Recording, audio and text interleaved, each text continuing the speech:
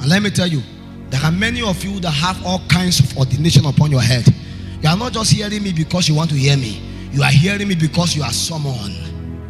Nobody that is not part of the agenda of God will pay attention to anything any apostolic voice is saying. You may listen to your pastor, you can't listen to an apostle. If you listen to an apostle, it's because you are summoned. You are part of an assembly.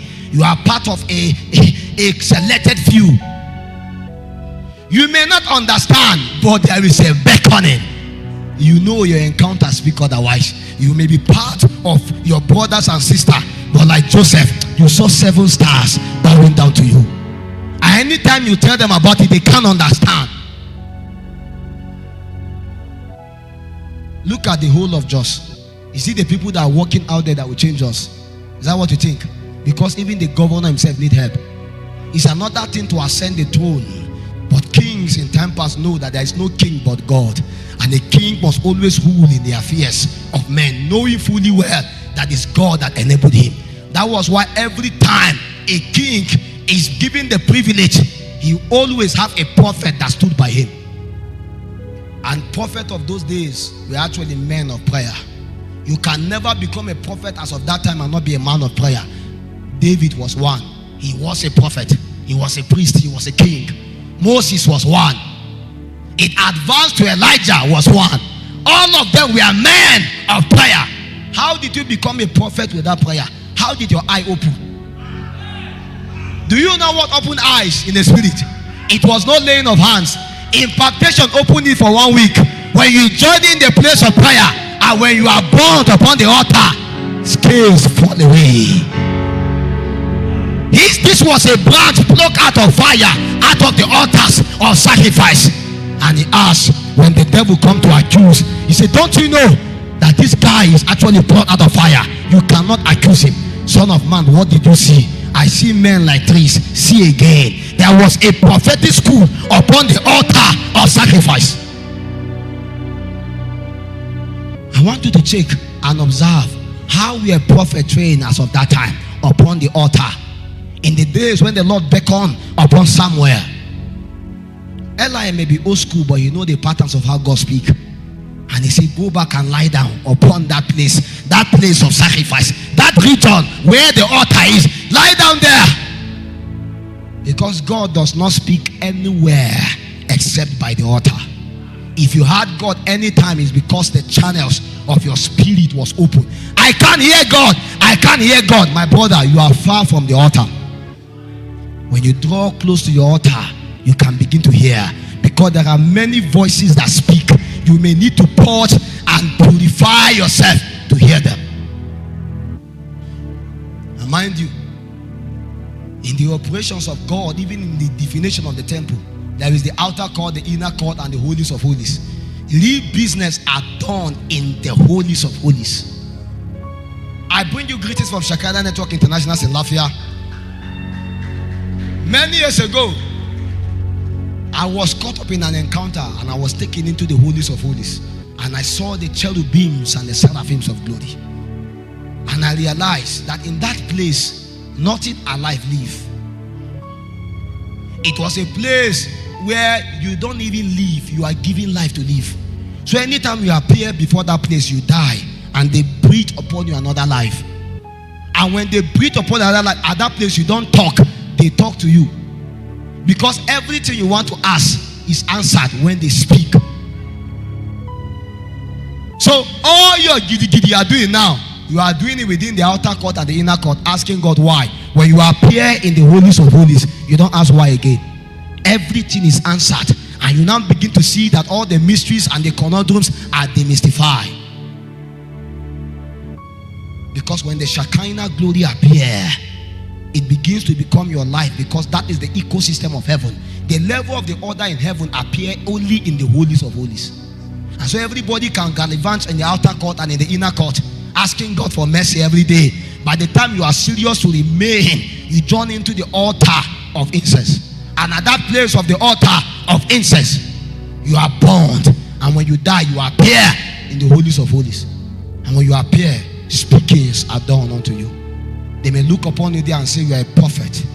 They may say you are an evangelist. They may say you are an apostle. And it doesn't matter what men do.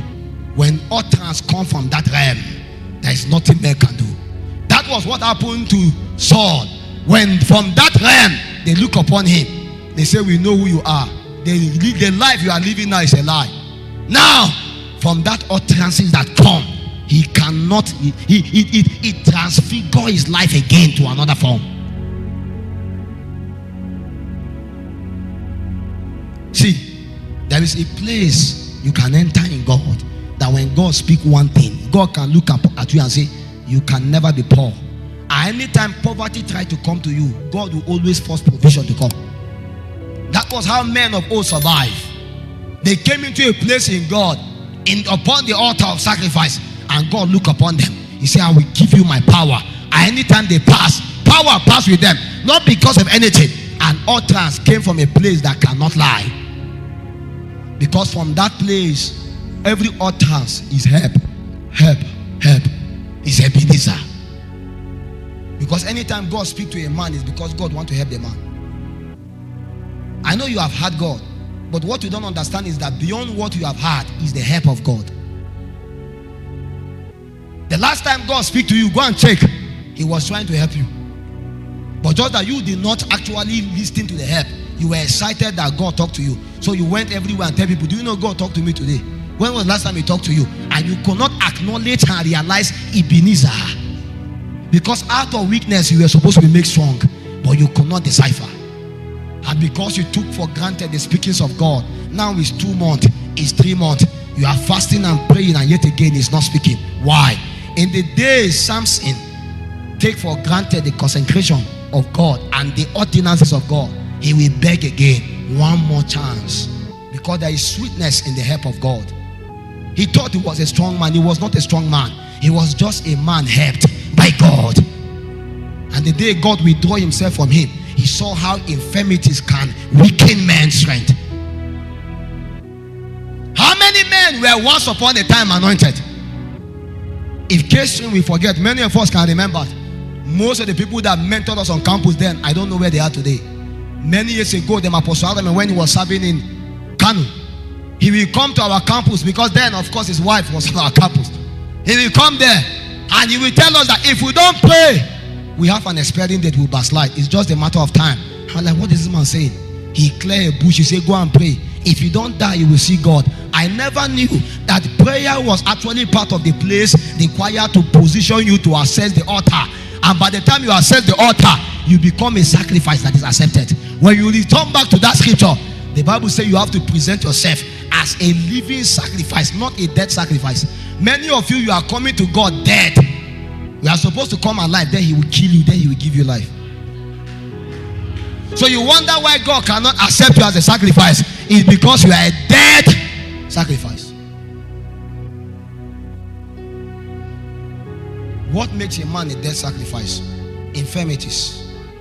I'm not joking.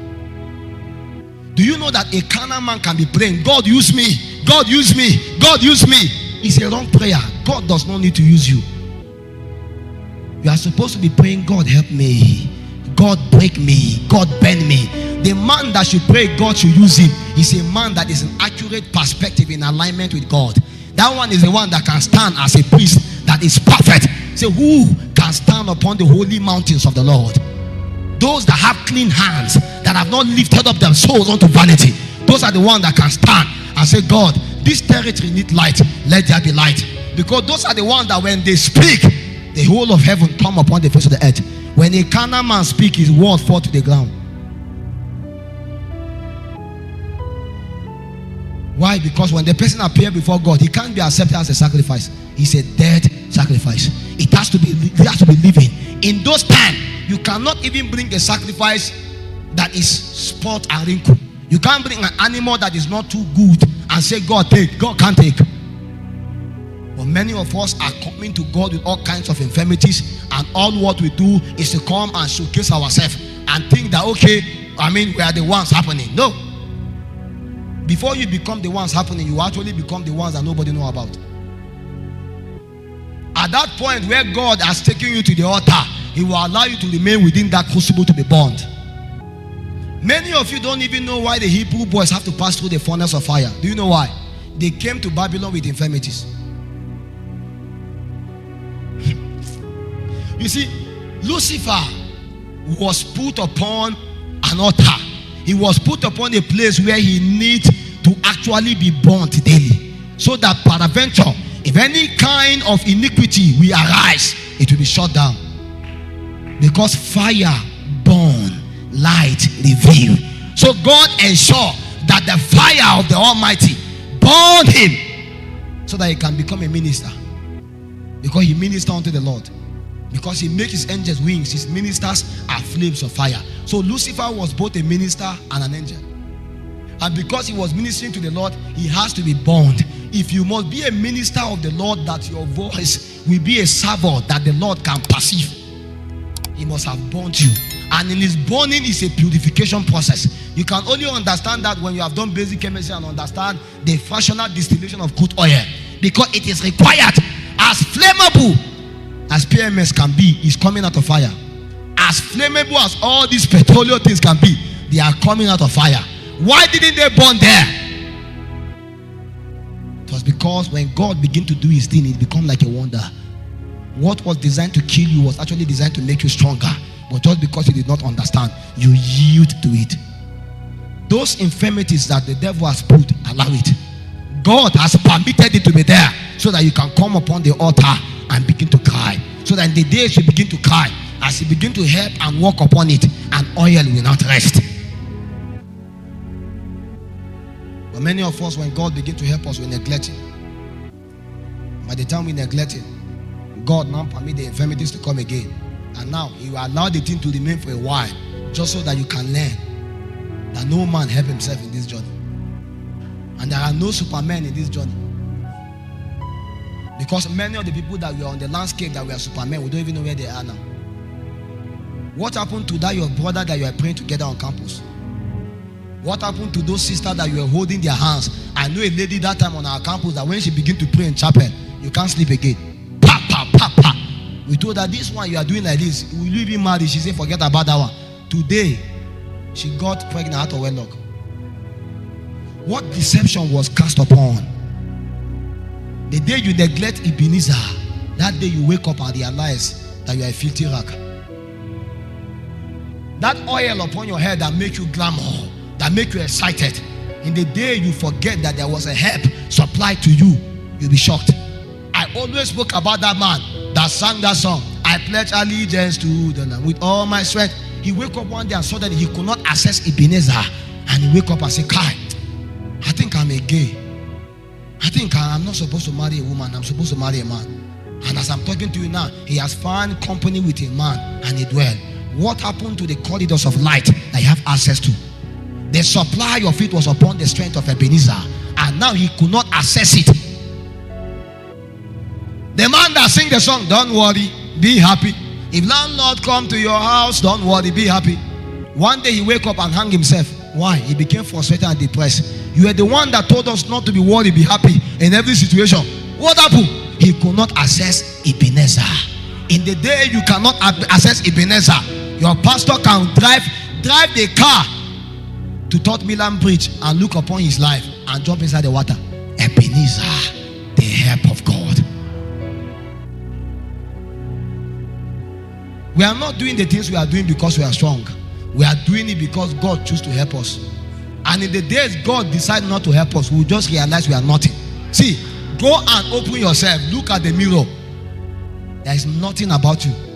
The only thing that makes you glamour now is the glory of God.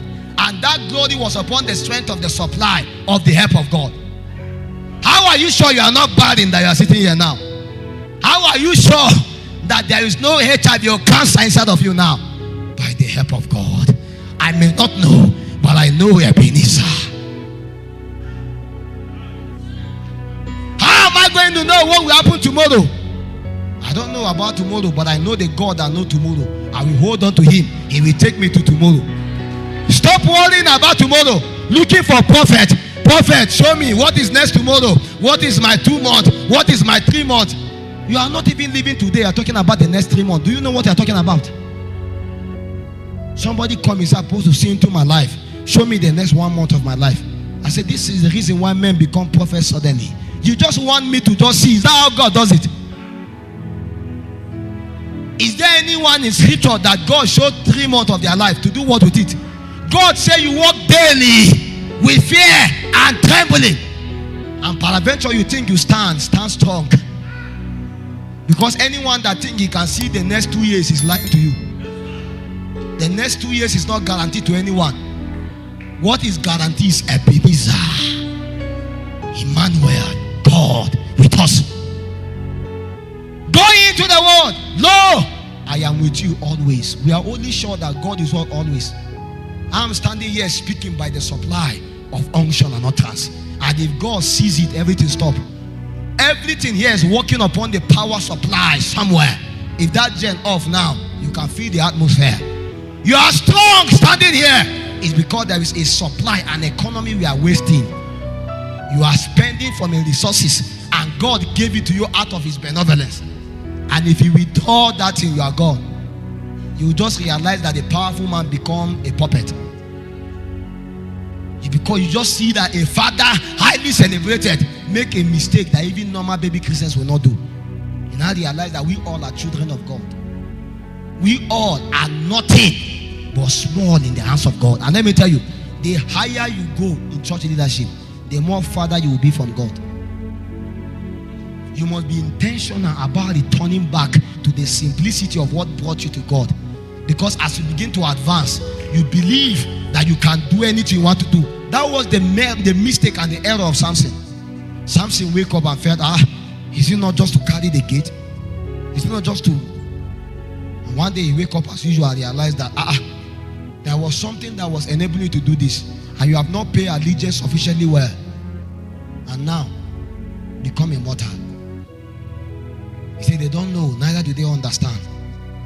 And all the earth is out of course, and mighty men fall like men.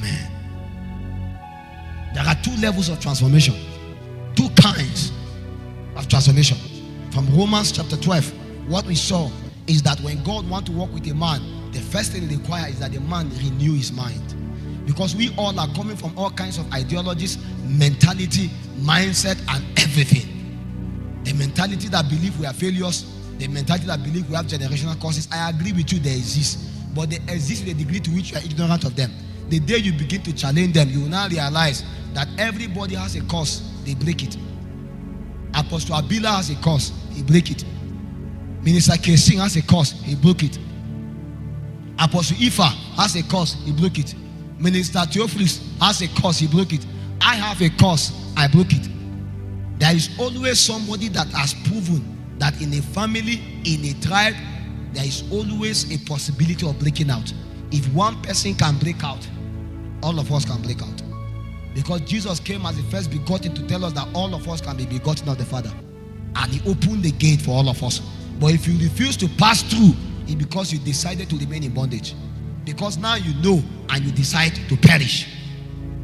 Your mindset must be renewed. So he said, be ye not conformed to this world, but be ye transformed by the renewing of your mind. This is the reason why many people can be praying and fasting for a guy is doing 5 days dry fasting. See, I'm not doing that consistently like that. And every time you call me, he will tell me, Apostle, this, his mindset is terrible. How can you be doing so much of a dry fasting like this and yet again you are believing the power of the devil more than the power of God? How comes you do 7 days dry fast and yet again you believe demons are powerful? Do you know what it means to do 7 days dry fasting? Try it and see.